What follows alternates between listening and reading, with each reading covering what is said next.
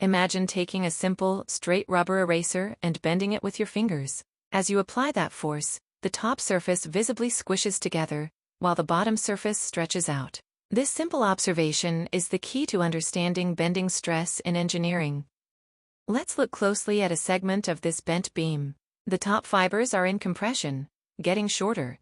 The bottom fibers are in tension, getting longer. But notice the magic in the middle.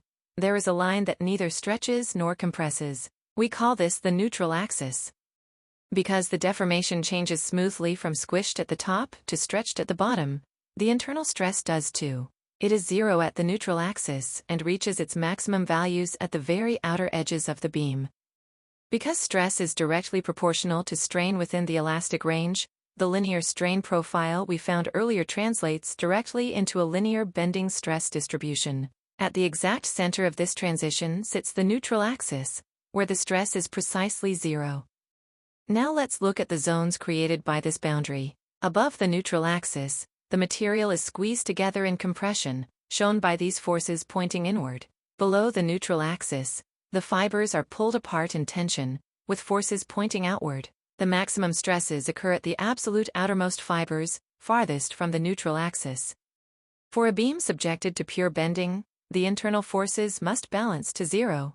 Because of this force equilibrium, the neutral axis must pass directly through the centroid of the beam's cross-sectional area. No matter how complex the shape, find the centroid, and you have found your neutral axis. Now, let's tie the bending stress directly to the external bending moment applied to the beam. Imagine looking at the cross-section of our beam. At any distance y from the neutral axis, there is a tiny area d experiencing a stress sigma. This stress creates a tiny force dF equal to sigma times d. Because this force acts at a distance y, it creates a tiny internal moment dm equal to y times dF. To find the total internal moment m, we integrate this effect over the entire cross-section. Substituting our linear stress relationship, sigma equals y over c times sigma max, we get this integral. Notice that the maximum stress and the distance c are constants for a given state of bending. We can pull them out of the integral. What remains inside is the integral of y squared d. This geometric property is the area moment of inertia, represented by I. By substituting I back into our moment equation, we get m equals sigma max times I over c.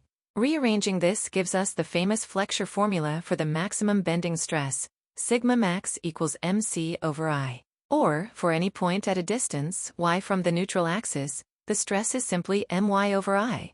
This elegant equation tells us that to minimize stress, we need a cross-section with a large moment of inertia, which is why structural beams are shaped like I-beams.